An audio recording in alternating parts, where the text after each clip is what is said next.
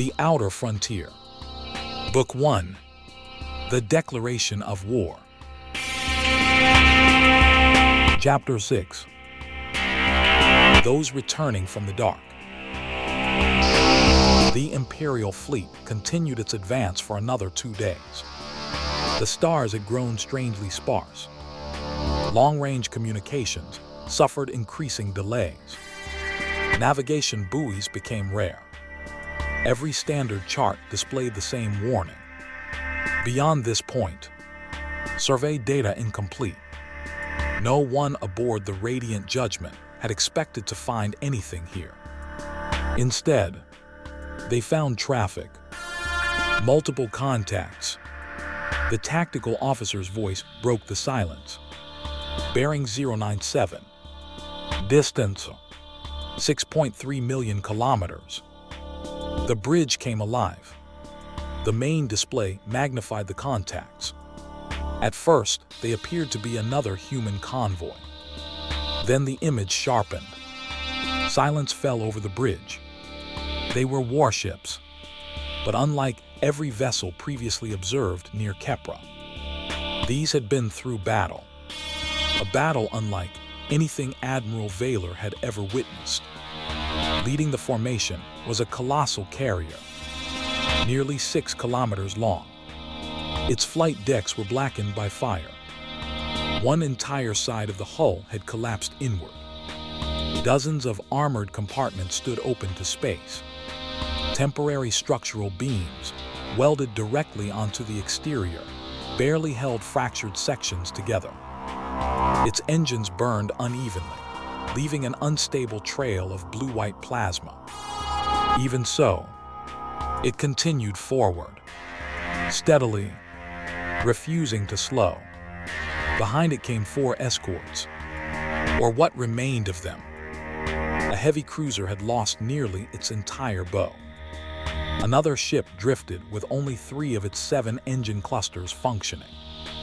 One destroyer bore scars stretching from bow to stern, as though something unimaginably large had scraped across its armor. The last vessel made several officers stare in disbelief. Half its superstructure was simply gone, not exploded, not vaporized, gone. The remaining hull looked as though an immense hand had crushed it before letting go. Commander Terrell whispered almost involuntarily, "What could possibly do that?" No one answered. Any weapon signatures? None recognized. Radiation. Minimal. Energy residue. Inconclusive. Every scan produced the same conclusion. Whatever had inflicted those wounds, it was not technology familiar to the Galactic Union. The human formation altered course slightly, not toward the Imperial Fleet, merely enough to comply with standard collision avoidance. A communications channel opened automatically. A tired human voice filled the bridge. Professional. Come. Almost distracted. Imperial vessels. This is human carrier HCS Resolute Horizon. Recommend maintaining current vector. Medical evacuation operations are underway. Safe travels. The transmission ended. No challenge. No warning. No demand. No curiosity. Nothing. The battered task force simply continued toward human space, as though encountering one of the largest military expeditions in Dominion history. Was hardly worth mentioning. Vaylor watched them disappear. Magnify the carrier. The image expanded until individual repair crews became visible. Hundreds of workers moved across the exposed hull. Emergency drones welded replacement armor directly over shattered compartments.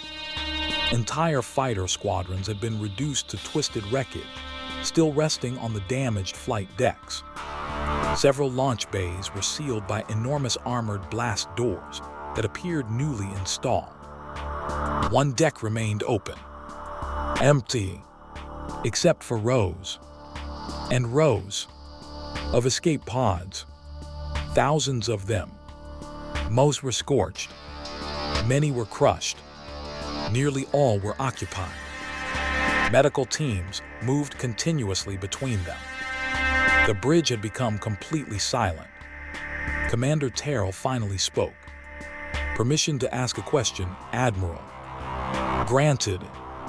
If these ships have just returned from combat." He hesitated.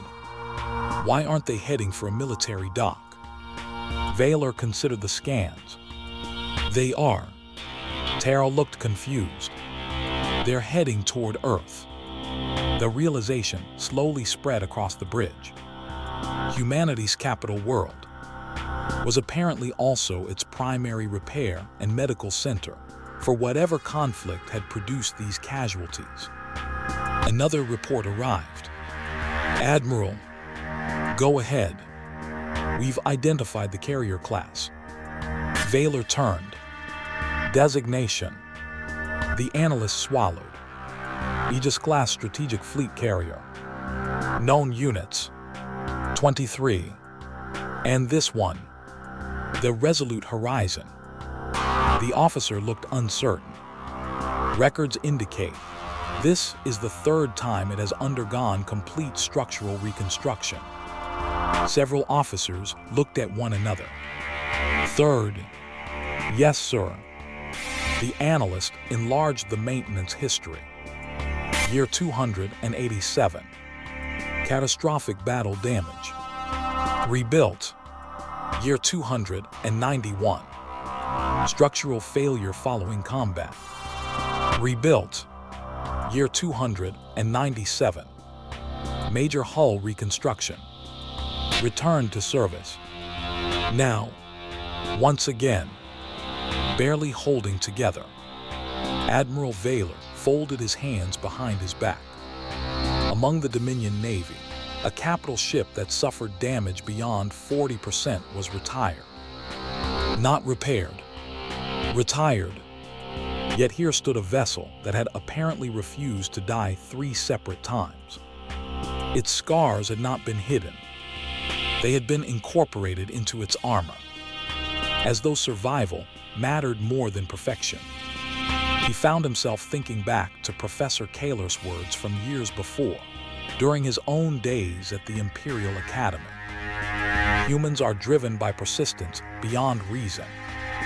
At the time, he had dismissed the statement as academic exaggeration.